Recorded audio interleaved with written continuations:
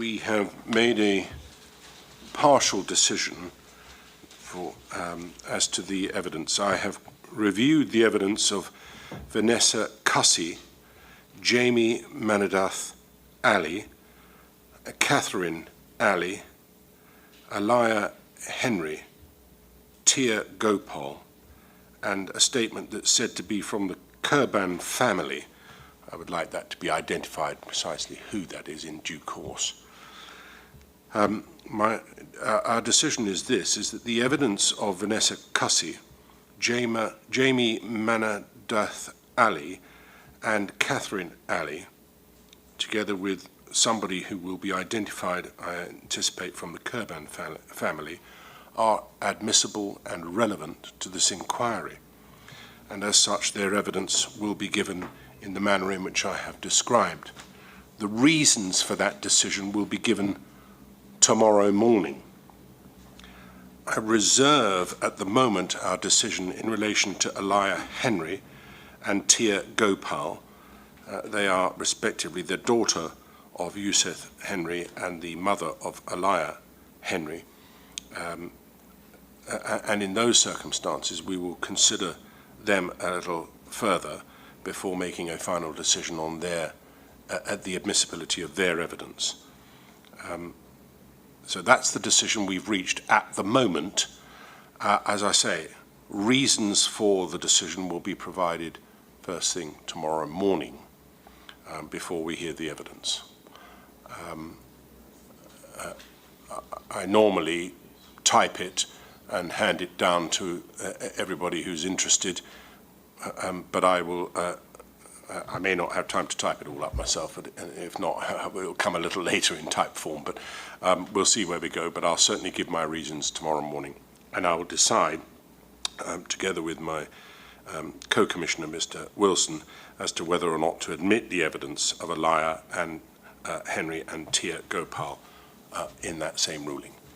All right, that's where we are at the moment. So can we next have, please, back Mr. Donowa. Thank you.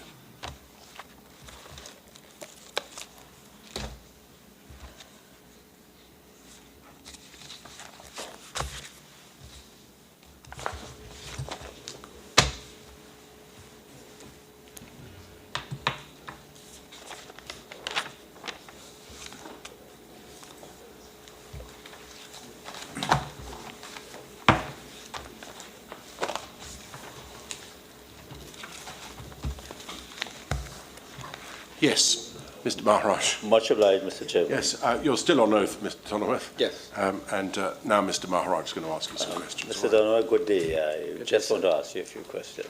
That's fine. Okay. OTSL is a company which is engaged in and has been engaged in marine diving. Correct. And based on your statement, am I correct that up to midnight on Friday, the 25th of February, 2022, there was no specific request from Paria to OTSL to assist Paria in a rescue of divers from the pipeline? As far as I to understand, we were on standby awaiting instructions. Standby awaiting instruction. Yes. And that, and from Paria. From Paria. This is what I understand. Yes. And that on Saturday, the 26th of February, at 5:30 a.m., OTSL was told by Paria that they were no longer required to be on standby.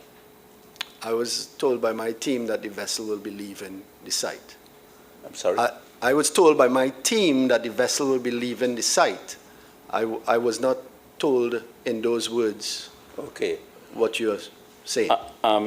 Mr. Ian Bertrand is an officer of OTSL? Yes, he's the CEO of the company. Okay. Can I want to refer you to what he said in his witness statement at the Supplemental Witness Bundle 2842, at paragraph 9.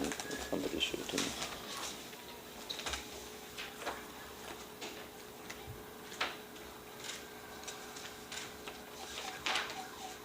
Thank you. At paragraph 9, he says, at about 5:30 a.m., OTSL was told by Paria that it, OTSL, was no longer required to be on standby.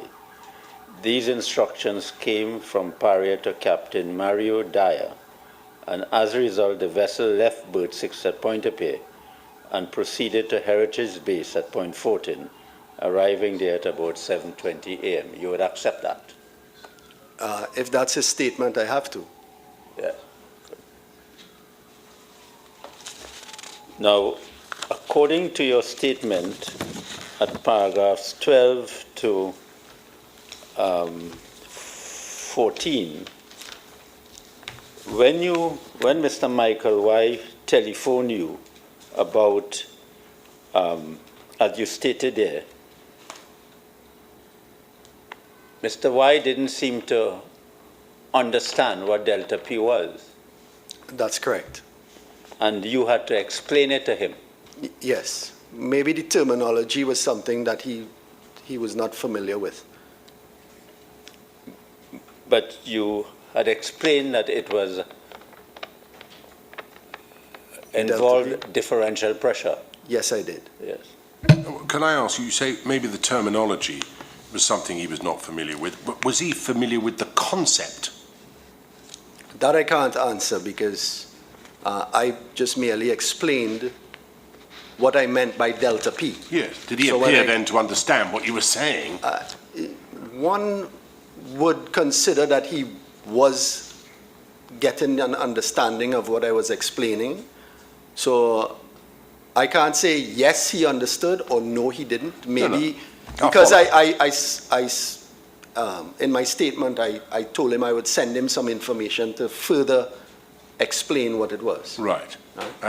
Because obviously the expression delta P might not be an expression that people have heard, and certainly it wasn't one I was familiar with until I became involved in this matter. Yes, the concept, however, was one that I was familiar with, just didn't understand it to be delta P's.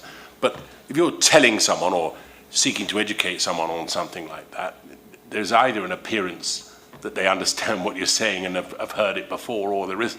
Are you able to help us about that? It's a bit challenging when someone's on the other end of a phone. No, I suppose that's right. If it's a face-to-face discussion, you would see that facial expression that comes with that explanation. It's like...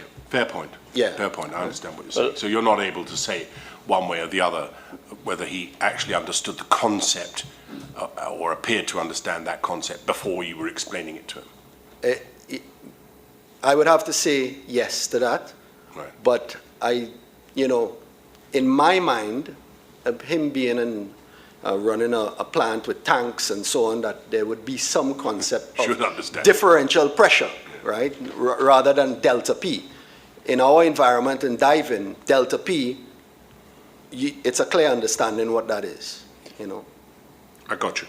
Okay, so let me take you to your statement at paragraph 12. You have it there? Yes, I do. They asked me what could have happened to the divers, and I believe what I said was that they encountered a delta P incident. They did not appear to understand what a delta P incident was. So I explained it, and in fact, after my explanation, you sent a video. And then you went on, and you gave that you also explained in the telephone call what it meant. And then you said at paragraph 14, I then said that this meant that the pipeline was under a pressure, and one of the incident member said something, and then you explained again. Correct. So would you not say, reflecting now on what happened, in that conversation, they didn't appear to understand what you were talking about, and you had to explain it? I couldn't tell you that for certain. Okay. Right? I'm on a telephone call with someone, and that's difficult. So I can surely tell you that you have experienced delta P, and you may not even know what it is. A water bottle on an aircraft coming down in for landing, and when you get there, it was like this, and when you've landed, it's like this. That's delta P, right? You've experienced it, because I know you've been on an aircraft. I've seen you on one. But and where was he going? But the relevance of it is, I tried my best to explain what it is, because I used a term, a loose term, that is a familiar term in our environment, right? It's a jargon, but it comes from physics, differential pressure, right? Delta P, as we call it, right? I did my best to explain what it is, but I don't know if anyone got it or didn't get it. Well, I suppose if anyone is on an aeroplane and the door opens, they know that there's a delta P. But that's delta P in the opposite direction. Okay. At paragraph 19, yes. You said you advised of the safety issues, that there was no way to confirm that the pipeline was totally equalized and flooded and free of the possibility of a delta P event. Well, I know you didn't have all the facts. Correct. So this was an opinion that the best you could have given with what you had at the time. Yes. Well, we have in these proceedings an opinion on that from Incotec, from one Mr. Zaid Khan, President and CEO of Incotec, and that is at page 1534 of the supplemental core bundle. And I want to read it to you, and you'll tell me whether you can dispute that.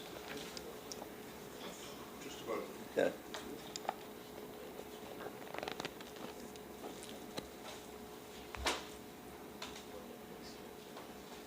Paragraph. At page 1534, paragraph 4 and 5.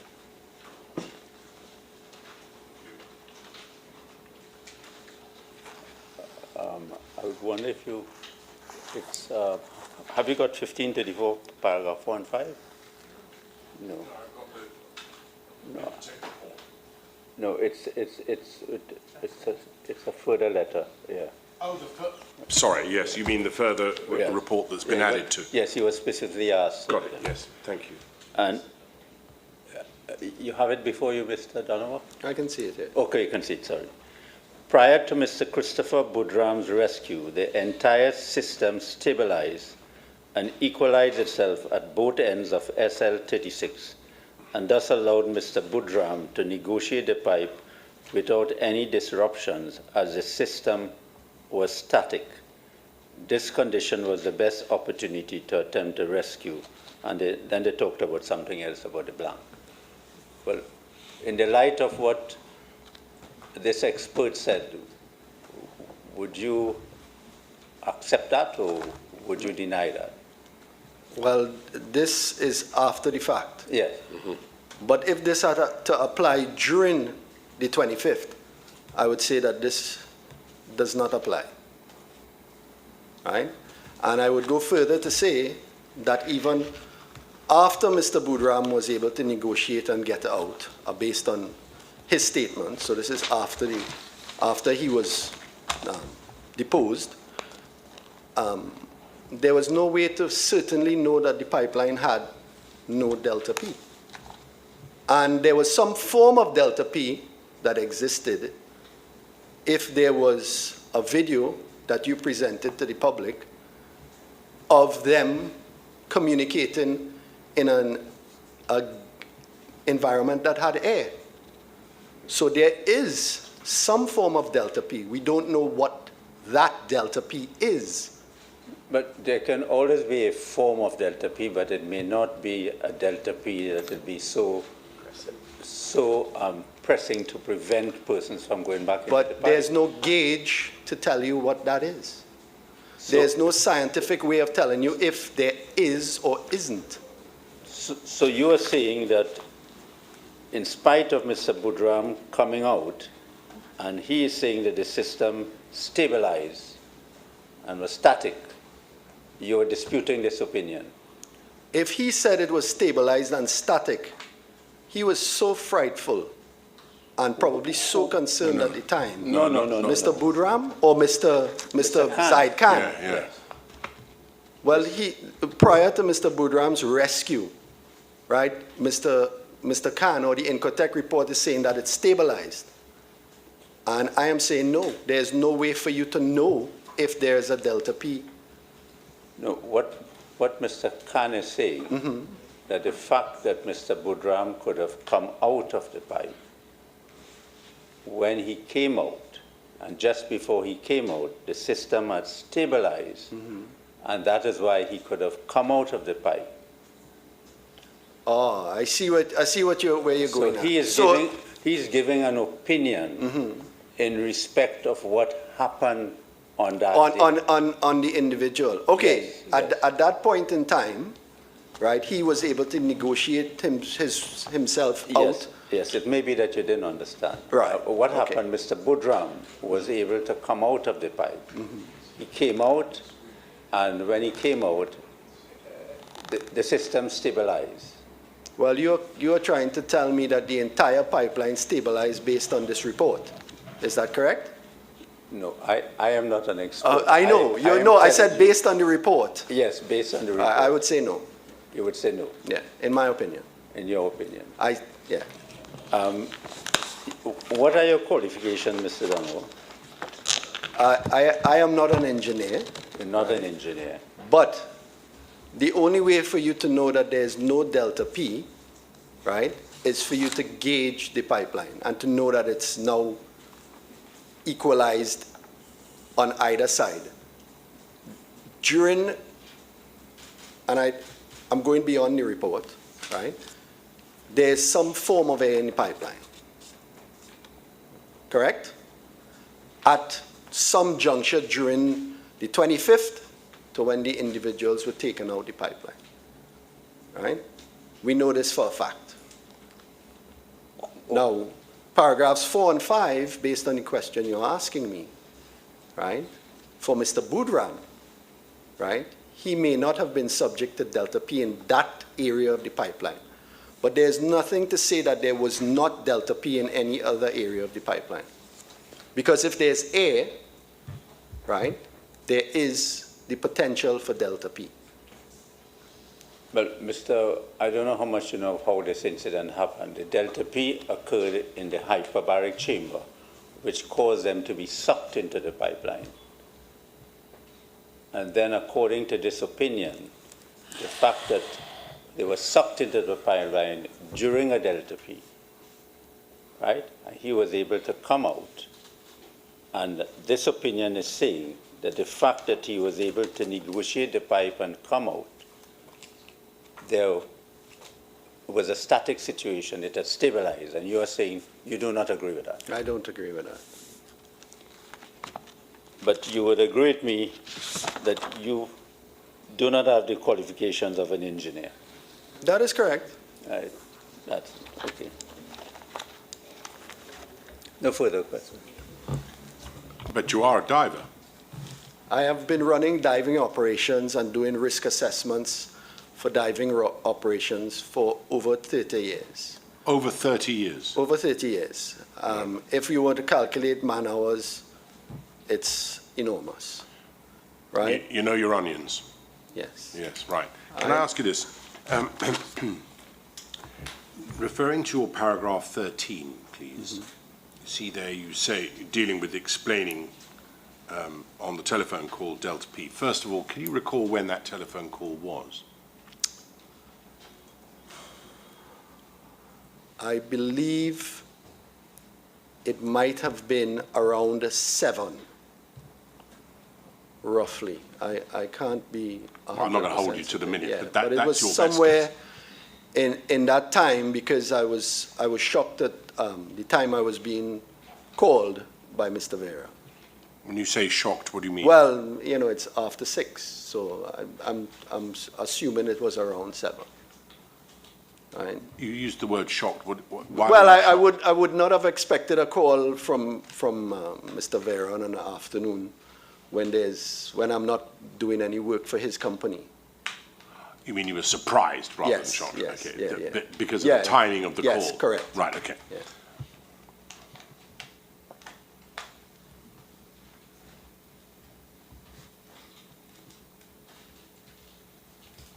And you go on in that paragraph to say this. I recall asking whether the pipeline was dry, meaning no liquid, and that someone from the incident team said that it was dry. Do you see that? Yeah, so I would like to correct. 13, when Mr. Wee and his team was speaking to me, it was around, it might have been closer to 10.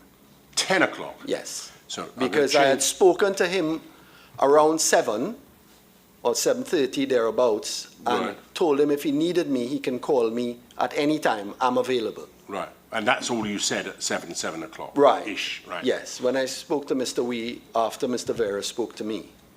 Right, let Right? me just get this Yes, right. yes. So around 7 o'clock, I'm going to write this, around 7 o'clock, spoke to Way Yeah. and told him, call me if you need me. Yes.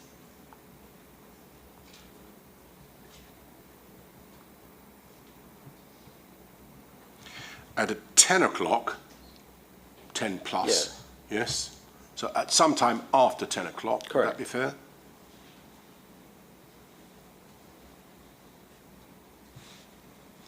That's when you had the call with Mr. Way and the team, Yes. yes? Correct. And that's when you were explaining Delta P and all of this stuff, yes? Yes. You sent them a video of a crab being sucked into a Yes, little I hole. sent that earlier so that he can share. You'd sent that earlier. Yeah, so he could have I've seen one like that where there's a piece of piping and there's like a little grill on the top of the pipe. This little crab is going along the top of the pipe, and the Delta P obviously exists, and literally the whole crab is sucked into the tiny mesh of this pipe. Correct. It's actually what you seen there was something that was simulated. They cut a groove in a pipeline, Right. and they had a crab walk by just to demonstrate this situation. This is an unfortunate situation that divers are exposed to working on the ships, working on drilling rigs. I mean, It is one of the, situations, yeah. it is the, arguably the singularly most common cause of death in commercial diving. Well, it's not the most common cause. It accounts for about quarter of the deaths in the diving industry. Is it? Right. Globally. And that was statistics not very recent, but I can give you that as an indication of what can happen. Certainly a prevalent cause. Yes. And dangerous because it's unseen. It is extremely unseen, yes. Yeah. All right. So next I wanted to ask you about this, please, is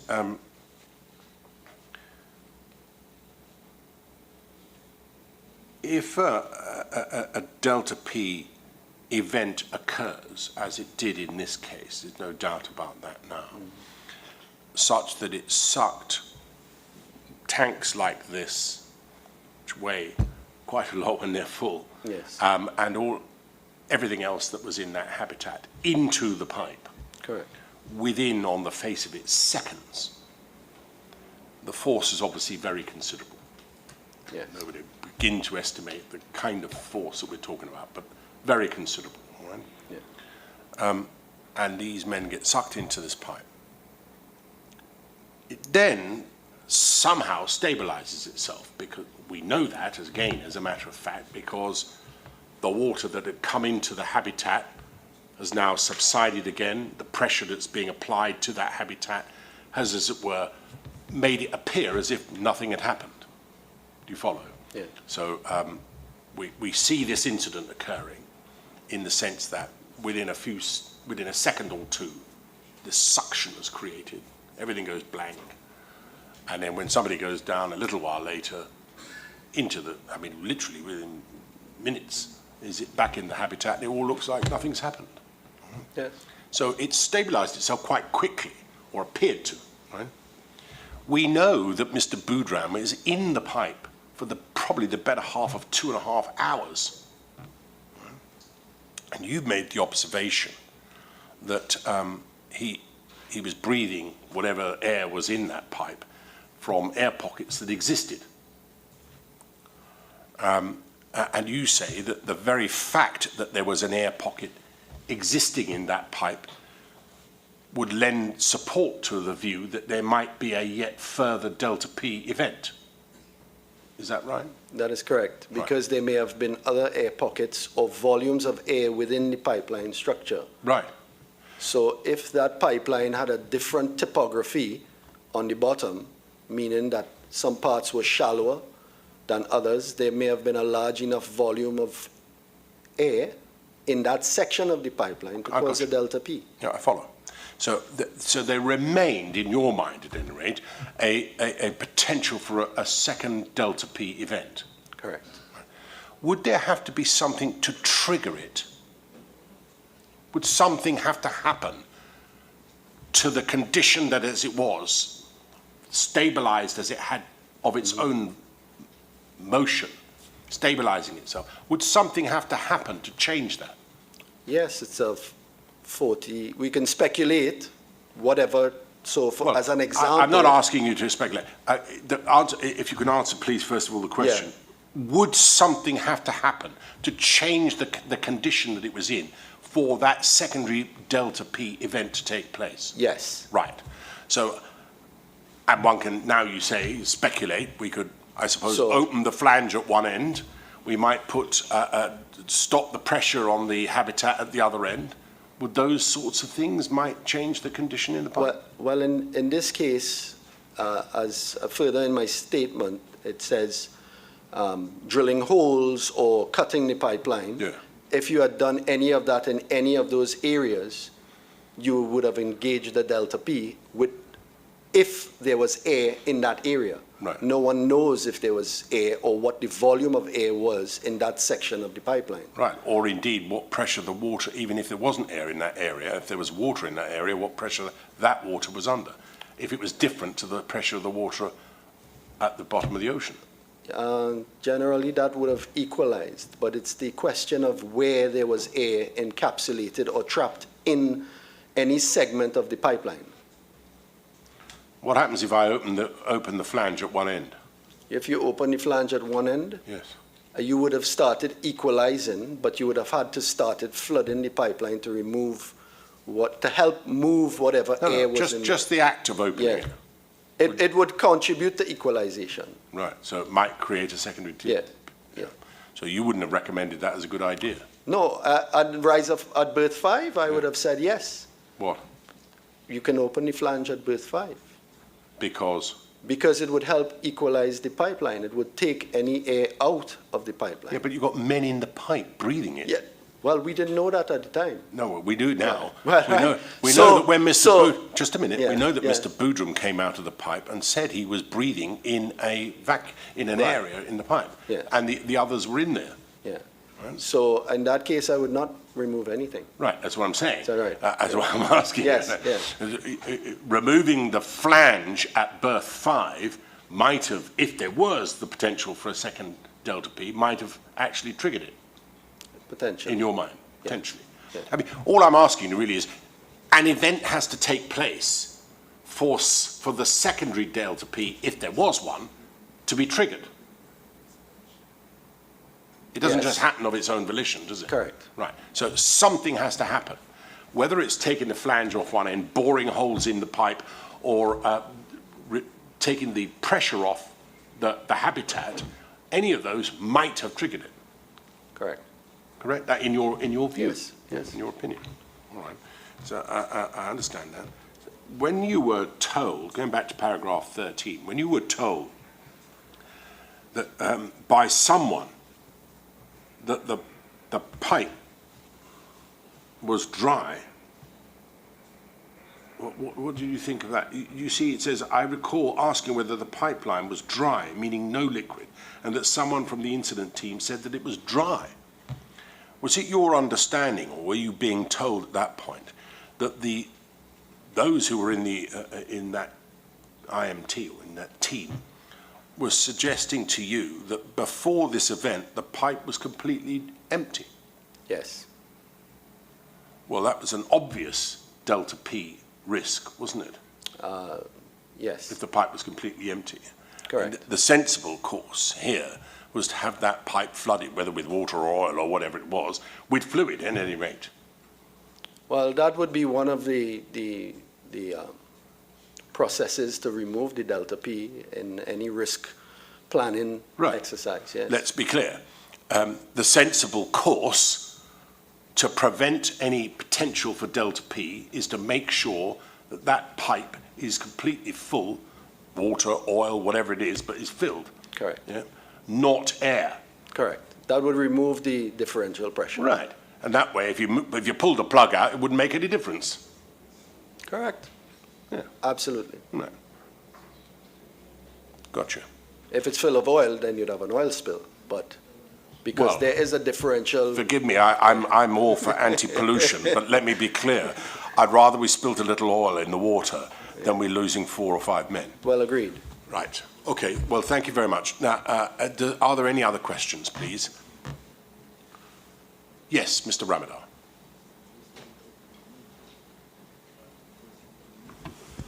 Thank you very much, Mr. Donovan. And we're grateful for the witness statement which you had provided. Chairman, could I ask that this paragraph 3 be put on the screen, please? Paragraph 3? Thank you. Yes. Could you read that to us, please? Would you like me to read it to you? Yes. OTSL does not presently have any contractual arrangements with Paria other than a registered contractor at the time. And I understand presently to mean at present?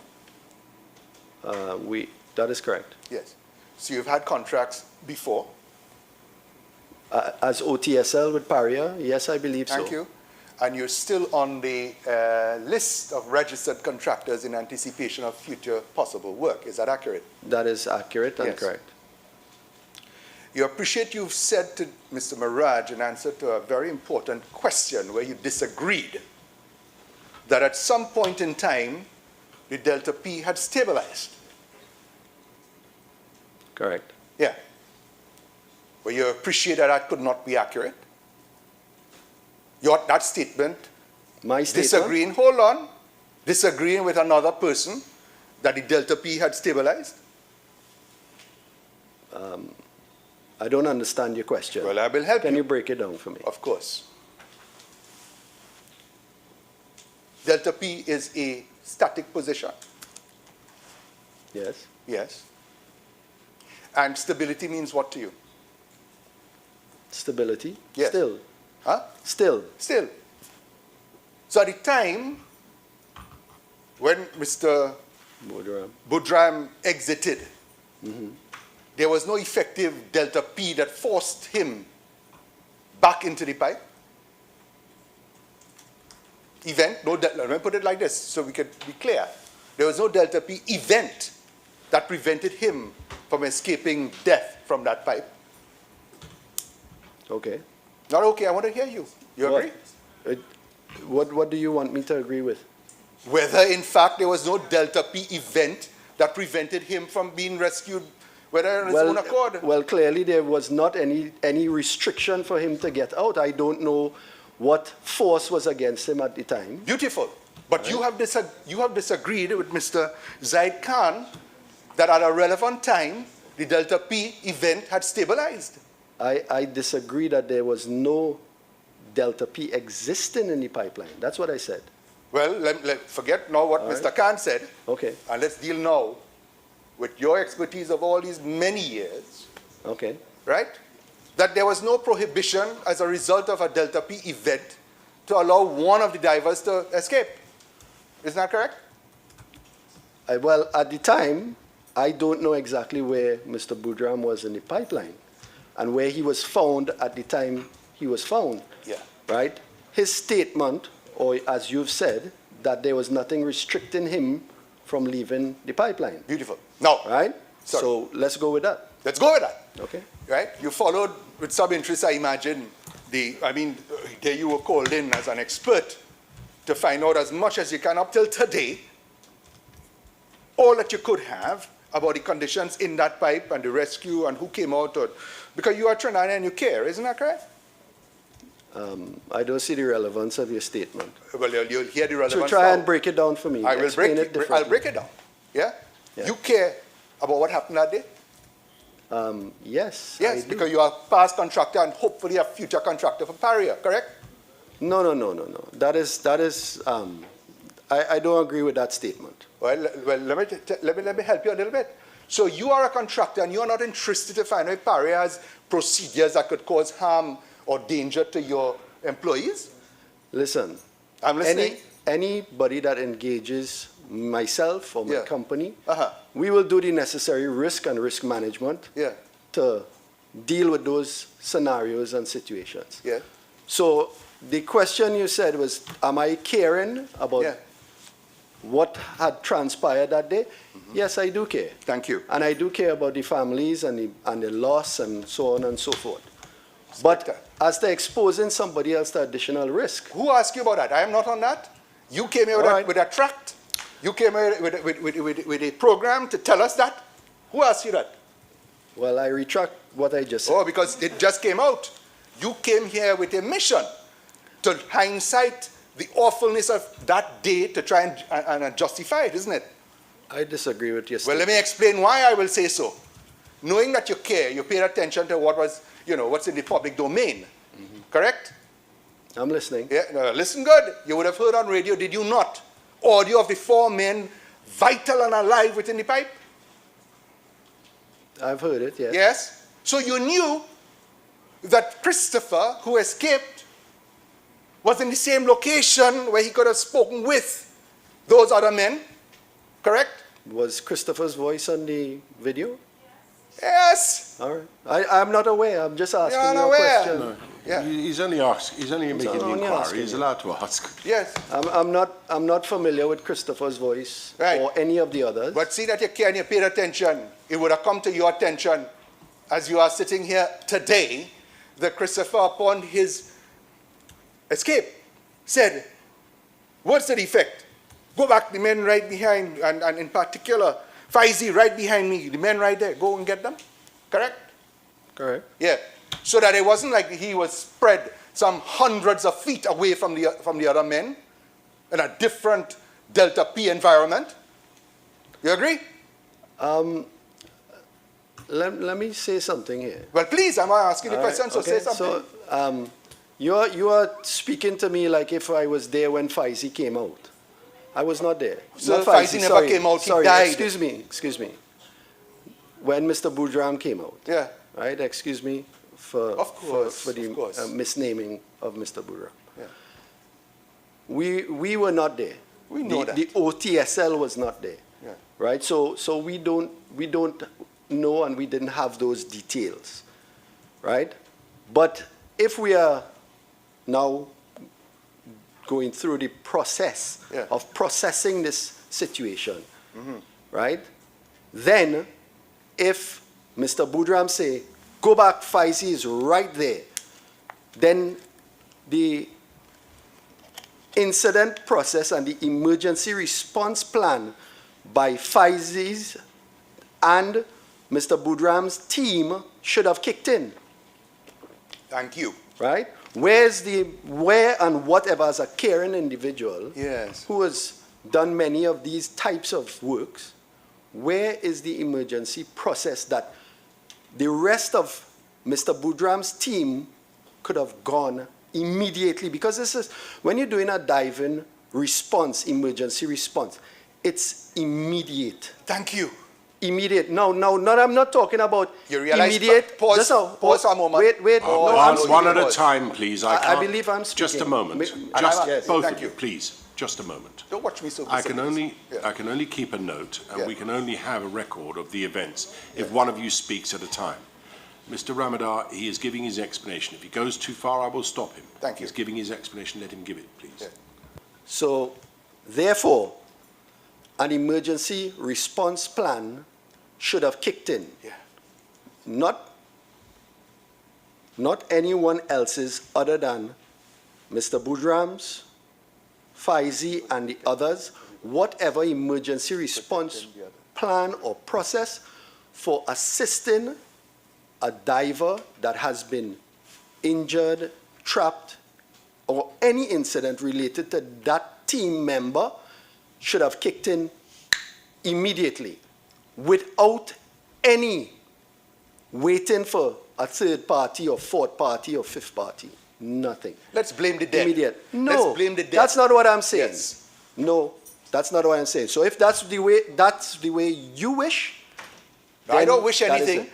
But that is not what I'm saying. All right. Well, Right? So don't say blame the dead. It's not the dead. Right? At the time they weren't dead. At the time they were doing a job, yeah. right, to the best of their ability, and they should have had that emergency response that is necessary to help their counterparts Thank you. in times of this situation. Thank you so much. You appreciate that the incident occurred around 3 o'clock? That's the time I'm told. You appreciate that Mr. Budram came out around 5:30 thereabouts? Yes. Yeah. You appreciate, notwithstanding the team may not have had a plan or whatever to execute, that there were others who should have taken some responsibility to help rescue the men? Yeah? Not without a plan. Right? The plan has to be put in place Yeah. to do what you are saying. Right. So that when Budram came out, at that point in time would have been the perfect moment moving forward from that time to execute a plan. But by whom? Well, we'll come to that. You are defending Paria sitting as you are? I am not defending anyone. Well, it sounds much like that, sir. Well, this is what I would have done if Yeah. I, as the individual, Yeah. was running a program such as that. There you go. Would Right? it surprise you? It has nothing to do with Paria, sir. Of course not. Money to come, isn't it? Contracts to be made. I Chairman, this is not- disagree with that, and I don't think that is your right to tell me something like I am putting it to you that you Well, expect you further can- work. Mr. Chairman. Okay, yes, sir.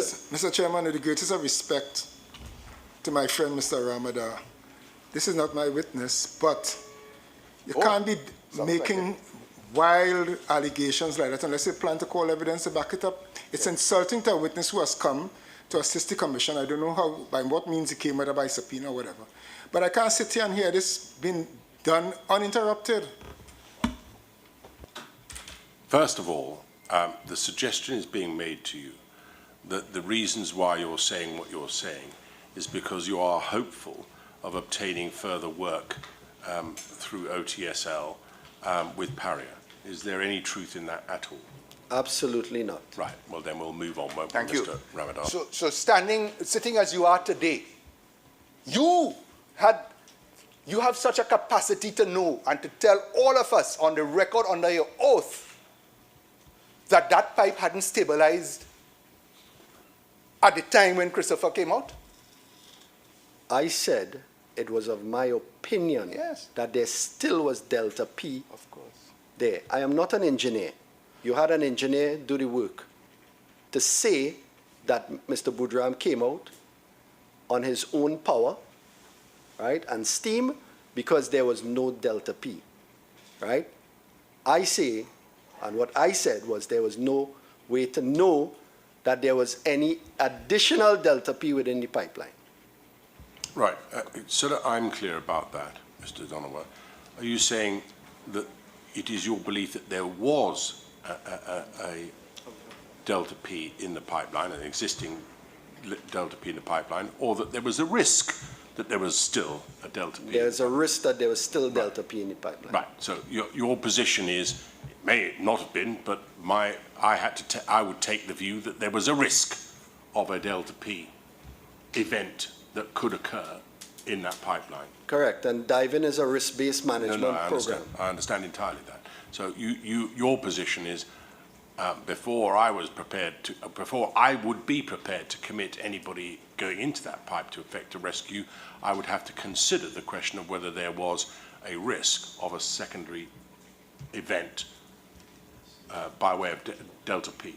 Correct. That's your position, isn't it? Right. That is my position. Okay. You appreciate that this is an imperfect world. Nobody is infallible. I don't know how to answer that question. So you think it's a perfect world? I never said so. I'm asking you. Well, I can't answer that question. I Well, don't don't. know how to answer you.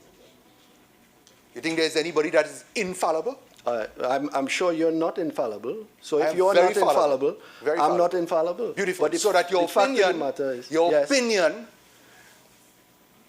is not necessarily 100% accurate. and nor is yours. You want it that way? No, I don't want it that way. But Good. the fact of the So matter that is you that would- it's my yeah. opinion. Your opinion, but you appreciate your opinion could be wrong.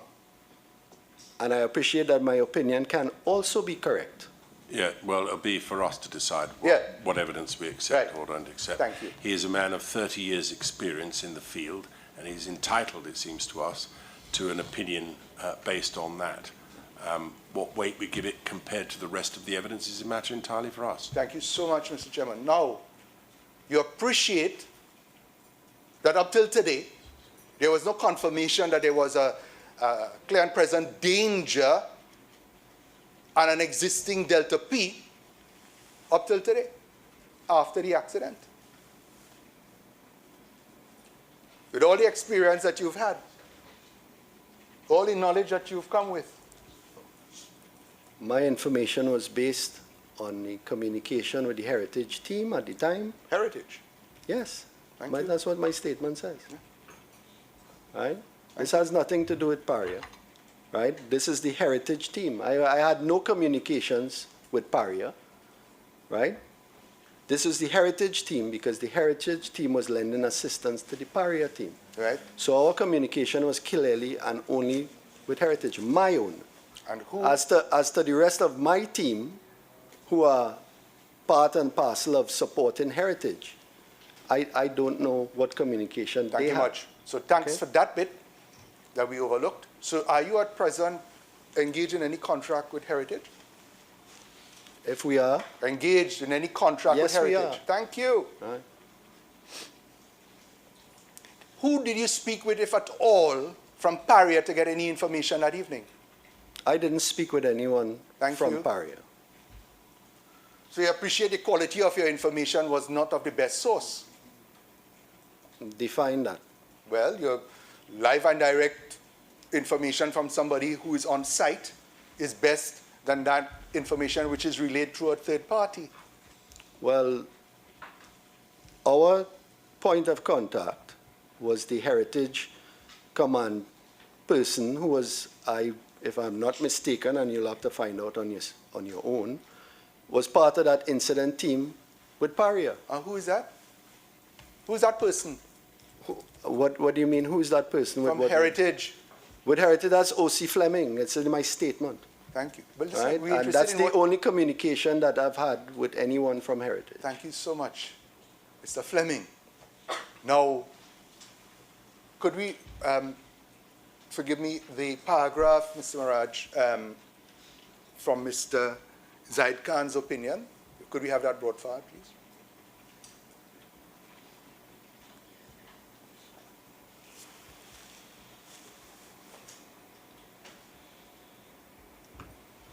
But just before you deal with that, Sir. can I ask you, you said in your statement, Mr. Donowa, that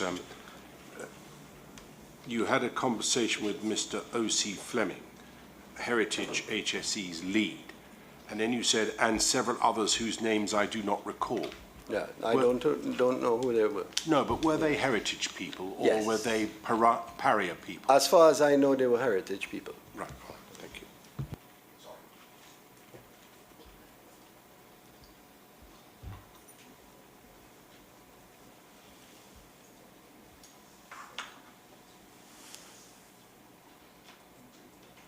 Sir?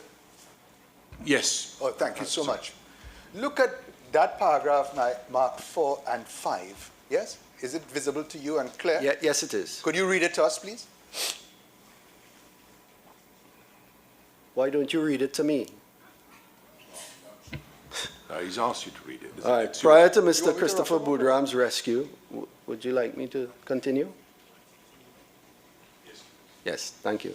We see why men The die entire under your system care. stabilized Yeah. and equalized itself at both ends of SL 36 and thus allowed Mr. Budram to negotiate the pipe without any disruptions.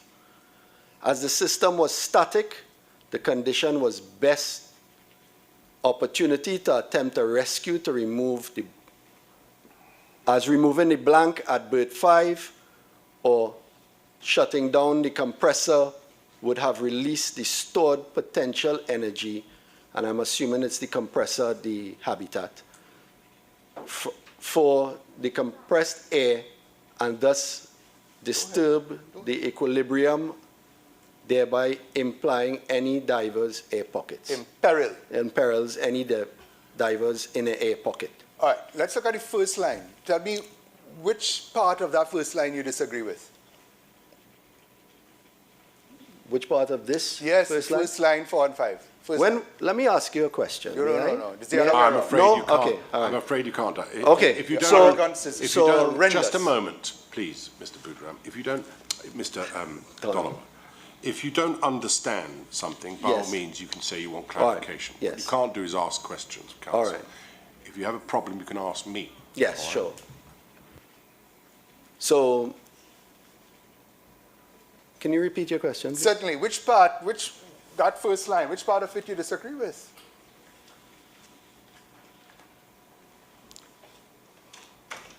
Well, this is after the fact. So you give an opinion.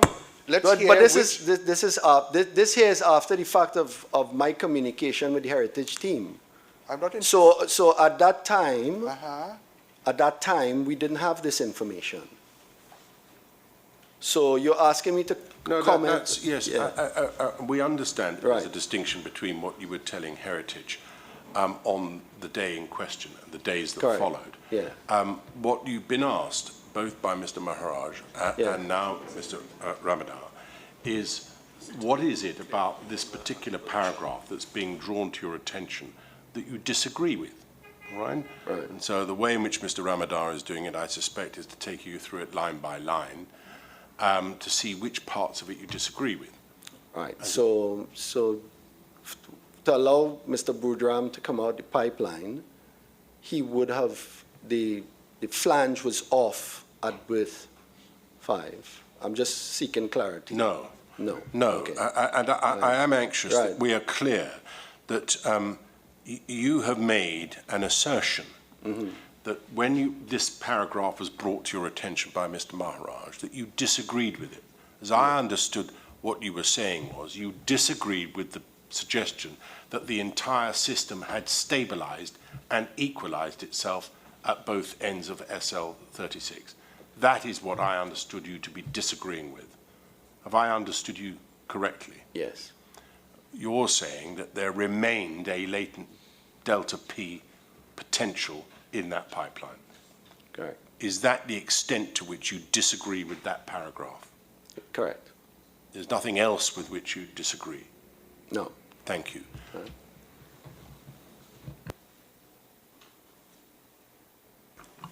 Would you just permit me?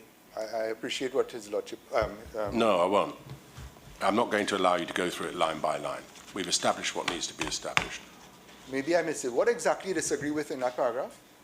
I've just made it clear, and he's just agreed. The part that he disagrees with is that the entire system stabilized and equalized itself at both ends of SL 36.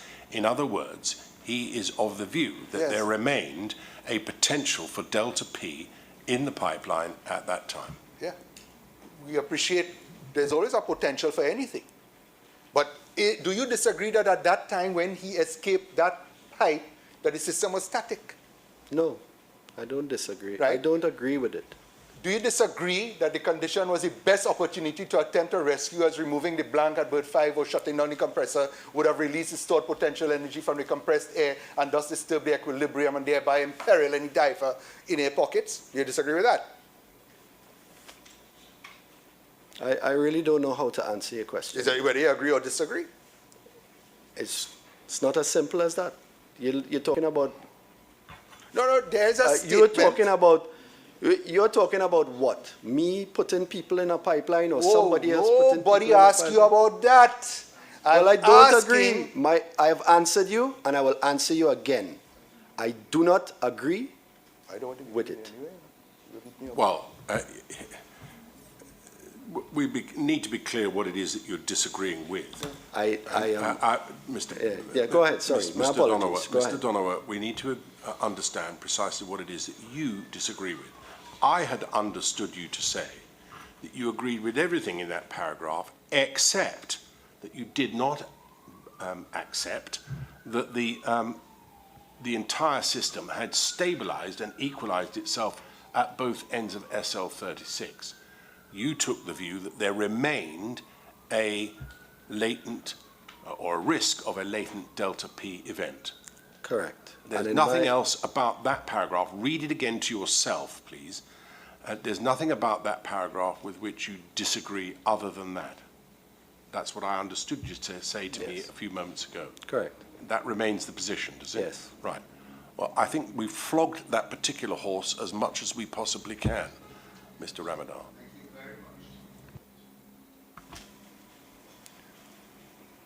Did it ever come to your attention that efforts were made to endeavor a rescue, but that Paria had ordered it not to go forward? Close to that time. I am not aware of that. Yeah. And from your wide experience, your 30-odd years in the diving business, what time frame, if you had an emergency like that, would you consider necessary to actually endeavor a rescue?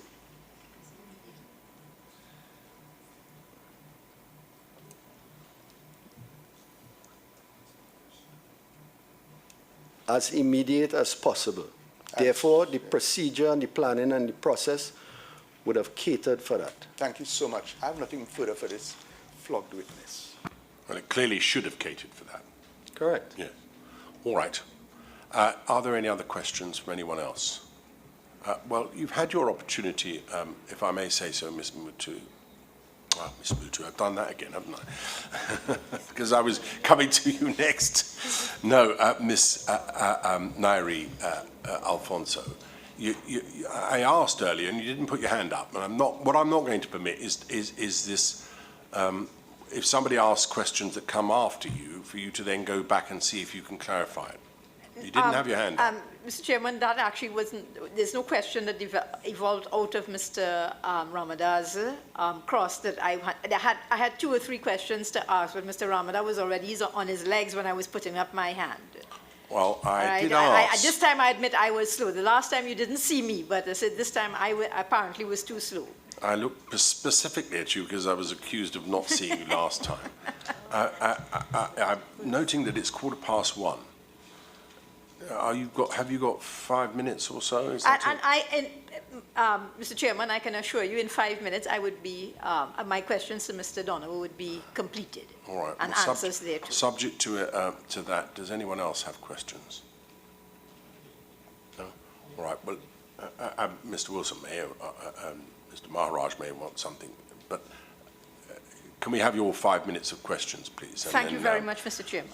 Hopefully we can Good take lunch. afternoon, sorry, Mr. Afternoon. Donovan. Mr. Donovan, you are aware that the Gulfstream Eagle was somewhere in the location next to these pipelines at Berth 5 and Berth 6, yes? At some point in time, Yes, they were at the facility. at the facility? Yeah. Okay, and Mr. Donovan, could you give us an idea how we've already heard that they departed without any participation, but could you give us an idea of how this vessel is outfitted? What kind of equipment she has on her? She has a full surface air diving system with hats, dive hats, hoses, cameras. Umbilicals? Yes, umbilicals as well. You have any idea of the length of the umbilicals available on the Gulfstream Eagle? Typically, depending on the water depth, they will either be 300 feet. If it's deeper than a couple hundred feet, that we would go with longer umbilicals, 600 feet. Okay, so somewhere between 300 and 600 feet. Well, in this case, when the vessel was at Paria, because we were working at Heritage, we would have had 300-foot umbilicals on board. Okay. And you have any idea how many umbilicals? Generally, 2 and a spare. 2 and a spare, so 3. Yes. Okay, thank you,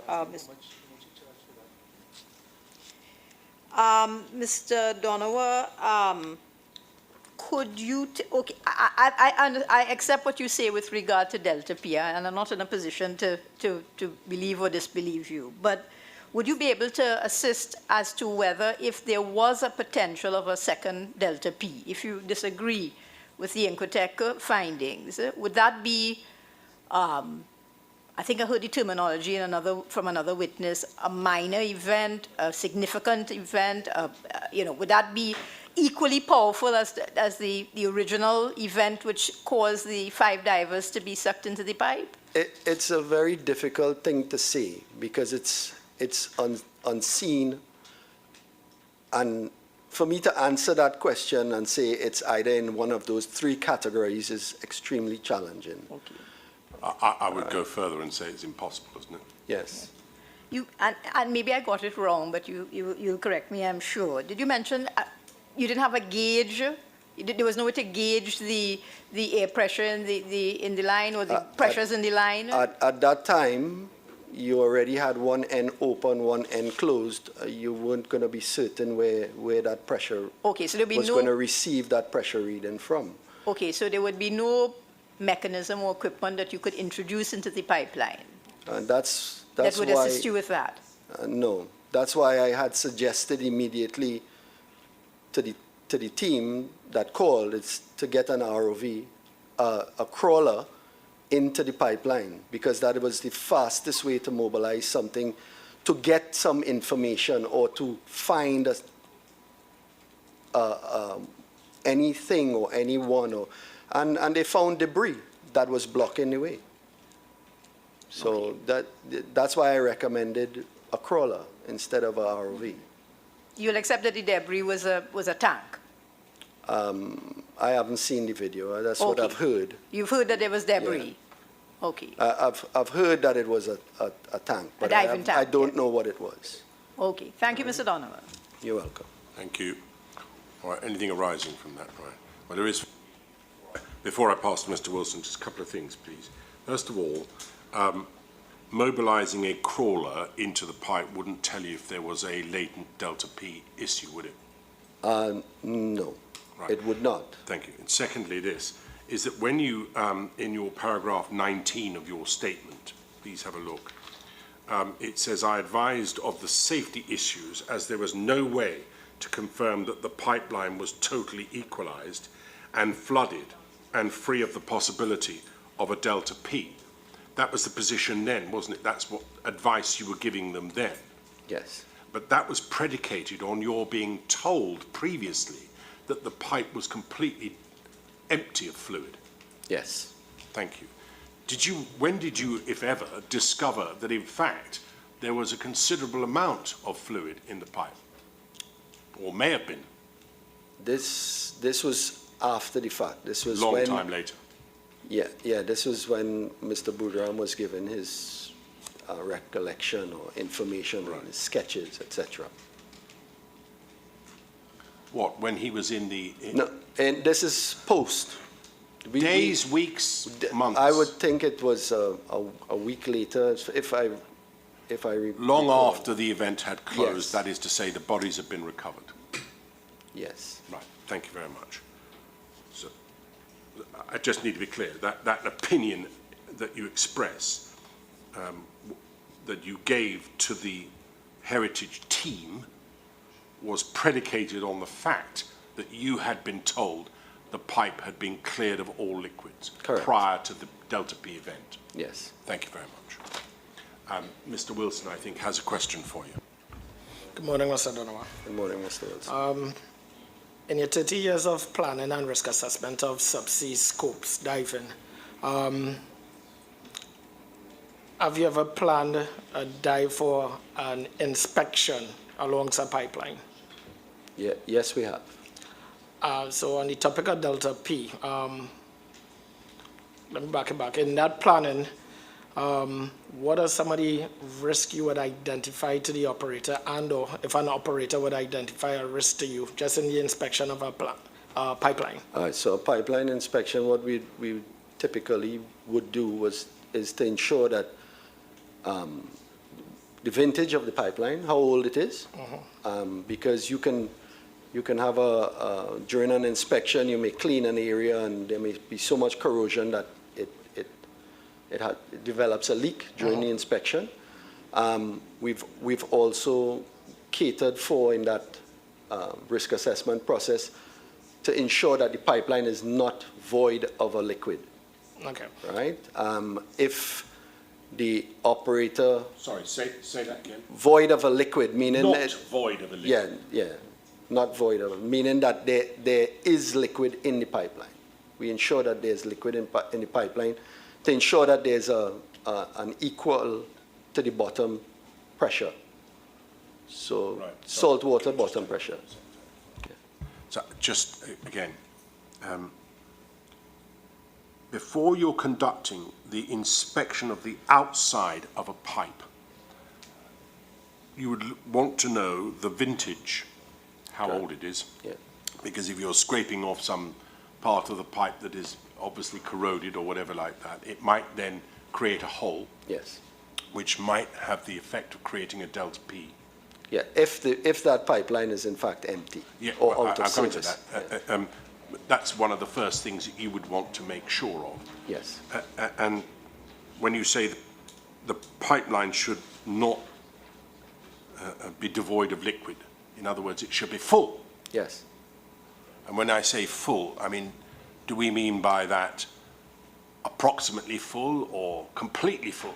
Completely full. It could be at a lower pressure, but once it's full of liquid.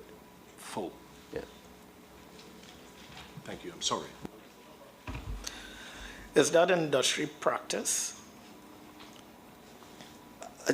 Generally, industry practice states to avoid all delta P scenarios. Yeah. Over the years, that has developed from incidents that have occurred and lessons learned from those incidents. All right. So where I want to go with that is, in your experience and planning, I want to kind of factor in human conditioning, human thinking, what you're conditioned to through that experience and or industry practice. Are there any standards that point to a pipeline should not be void anywhere along the length of the pipeline?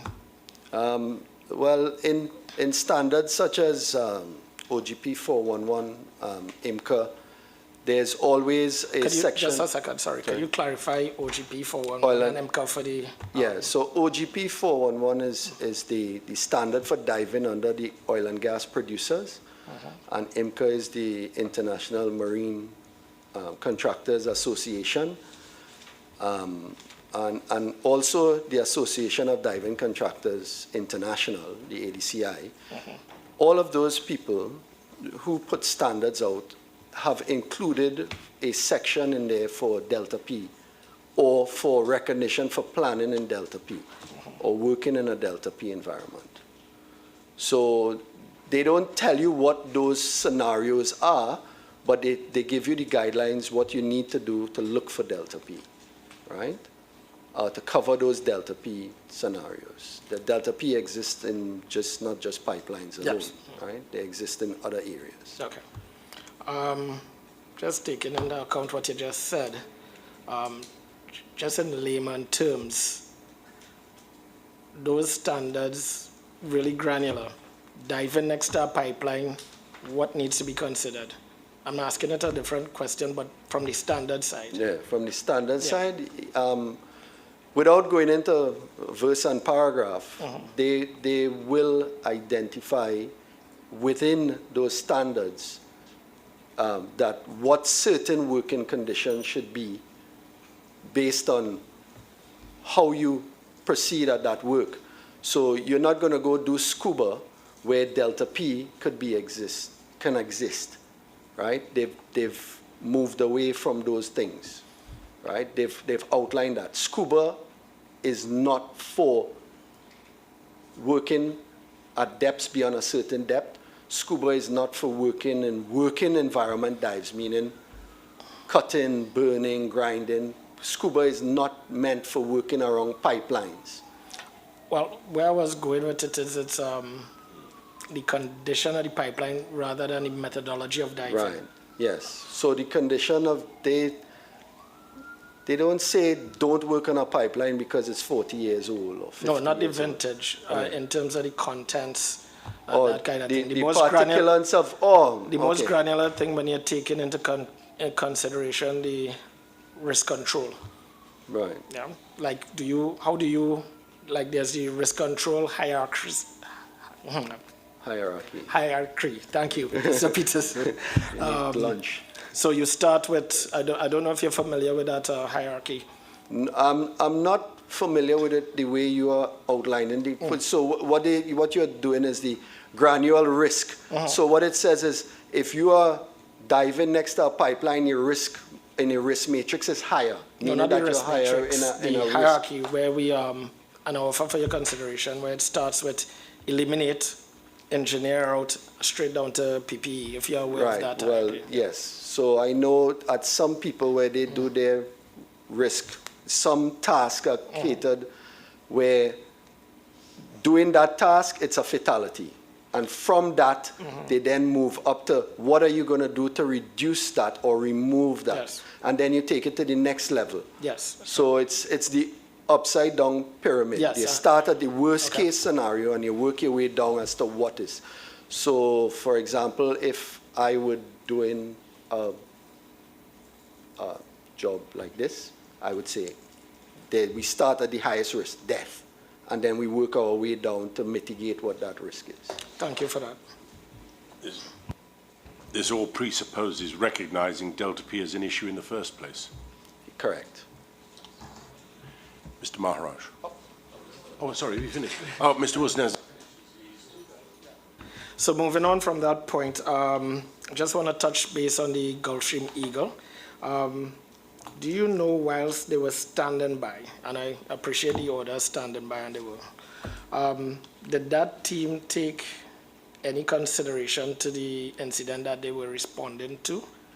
Well, Meaning, they were asked to head to Point-de-Paix, right? I'm talking about when they got on site and they're on standing site. by. Oh, sorry. Did they start to try to pull together a plan, given the information that they had whilst they were standing by? Are you aware of it? As far as I'm aware of, they weren't. They just arrived and told us stand by? Yes, correct. Okay, thank you for that. The last word, when you were engaged by Heritage, did anyone or the person contacting you identify that it was the Heritage IMT or ICT contacting you? No, they did not outline it like that. Okay. What it was is, I was not part of that contact team because the way our business unit is set up, they contacted Mr. Bertrand, then Mr. Bertrand, if he needs input from me, he will contact me, which he did. Okay. Right? So they were asked to provide support to Mr. Bertrand. Mr. Bertrand then called me. I then said, yes, we should. We need to support as best as we can, and we let the asset leave Heritage under Heritage guidance for what needs to be done. And finally, if I could tease out to you that conversation with Mr. Bertrand, what was that conversation like in terms of giving you information for the incident? It was very limited, as everything was happening so quickly, right? They wanted us to head up and take instructions as we arrived, and which we did. Take instruction. Okay, thank you for that. All right. Yes, Mr. Maharaj.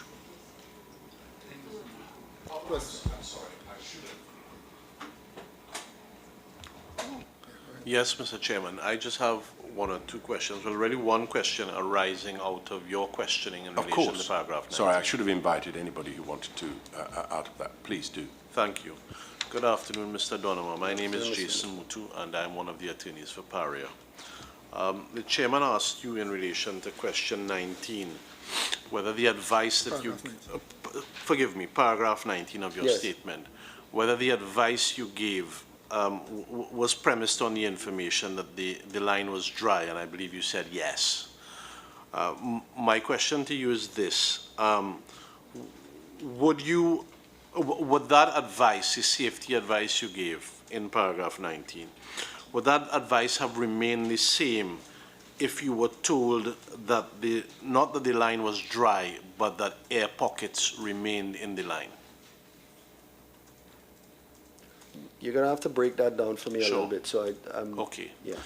Up at paragraph 13 of your witness statement, you were told, your evidence is you were told that the line was dry. Correct. At paragraph 19, you say you gave certain advice as to safety issues.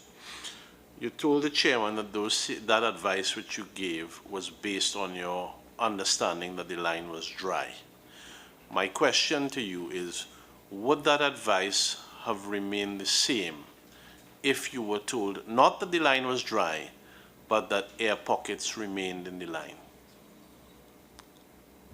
So paragraph 19 was based on the meeting with Heritage when they called us in to discuss a recovery plan. And the concern was that for us was that there were still air pockets in the line, or can have air pockets in the line. Okay, am I therefore understanding you to say that whether the line was completely dry or whether it was partially dry and air pockets remained, your advice that there were safety concerns would have remained? Yes. Thank you.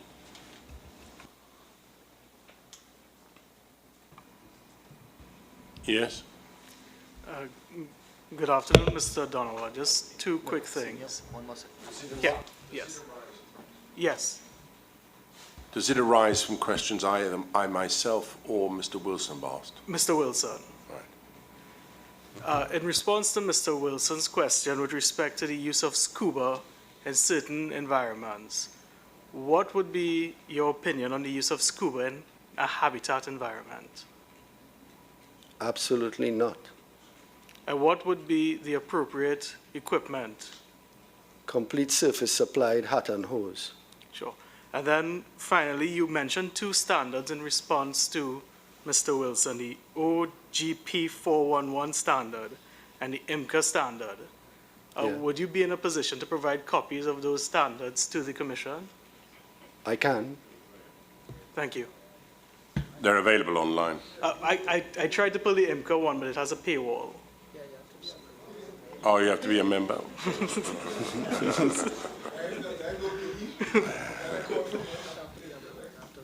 Can you get it? We'll get it. Thank you.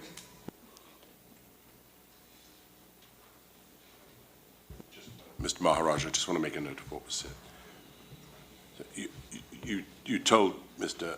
Hussain Shah that in answer to his question about working with scuba in the habitat, you said absolutely not working in a habitat with scuba. There should be no work done with scuba. Yeah, I understand that. With scuba, surface supply only, yes? Correct. And a hat? A diving hat, which is a solid, like a helmet. Could you have a look at the one we've got? That is it. Do you mean that? That is correct. That is designed to take an impact. It's designed to provide free and clear airflow. Looks like it's designed to break your neck, frankly. Can you, well, yeah, I mean, if you that try is to an run extremely heavy piece of equipment. Correct. Is it your evidence that that should be worn in a dry environment whilst the person is carrying out work? No, not in that case. There's a different setup for that. There's a full face demand. When you say a hard hat, when you said hat, you don't mean that someone should have to be wearing that working in a dry environment? No, they go into the habitat with that. They put on a dry mask, a head shield. Right. So they would, in order to get into the habitat, they go down into the water from the side, wearing a helmet like that, come up into the habitat, which is now dry. Correct. They remove that helmet, take that off, yes? Correct. Breathing the air that is in the habitat? Well, it depends on the type of work that they're doing, so they should be harnessed and leave aside the connected, harness thing. Right, but yes. So I just want to be clear what you're saying, okay? The man who's going into the habitat to do the work has to wear a helmet like that to go down, I don't know, 10 feet or whatever it is, not very far, but about 10 feet down, come up into the habitat. Correct. When he comes up into the habitat, he's now in a dry environment. Correct. This thing's weighing on his shoulders. I mean, it's heavy, isn't it? Right? Yeah. He's got to take that off, and he's got to put something different on. Yes. Has he taken that down, or is that in there already? It should be set up in the habitat. Set up in the habitat. So he takes that off, puts that where? Hooks it on a hook somewhere? Yes, there will be a stand, or they outfit the habitat appropriately. Whilst he's doing that, has he got to disconnect the air? No. That stays connected to the air at all times. This does, the helmet. Yes. But when he takes that off his head, what air is he breathing? He will use a full face, light, full face he's mask. got to put that on. Yes, he's breathing the Between air. the two. Yeah, and that's connected through a hard point in the habitat to the surface. Right. But when he takes that off, what air is he breathing?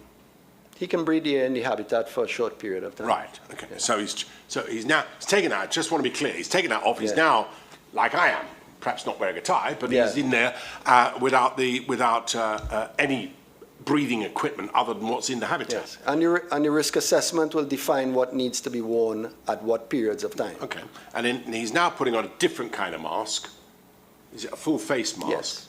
And then he's got some sort of Head protection, yes. Head protection, right, whilst he's in the habitat. Correct. Then he can carry out the work. And that sort of mask is a lot lighter than that, is it? Extremely.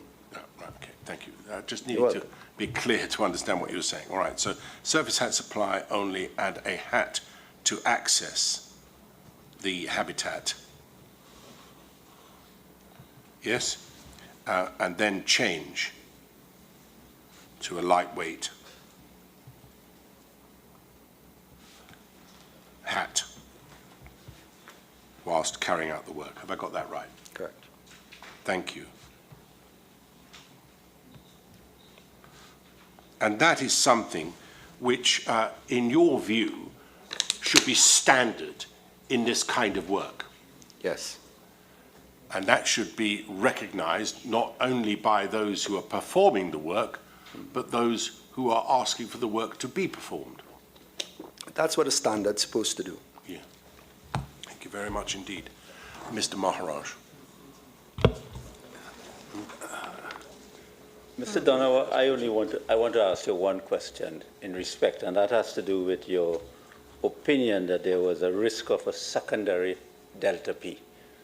We had evidence here that after Mr. Budram came out, Mr. Michael Kurban went into the pipeline, and he came out, and he was okay. Do you still maintain your opinion that there was a risk of a second delta P? Yes, I do. Okay, that's it. Right, thank you very much. Well, that will be it then for lunch. It's a little bit late for lunch, I'm afraid, folks. So thank you very much, Mr. Donovan, for coming. You're free to go and do as you please now. Right? Okay, so thank you. You can go. What I'm going to say is, can we have a slightly shortened lunch? Would we be content with 2:20? Yes? Good, I hear no dissenters. So 2:20, please, when we will first, I believe, hear from the witnesses who I have approved can give their evidence in relation to the, as family members, with the two reserved as I've indicated. So that's what we will do when we return. Thank you very much. 2:20, please.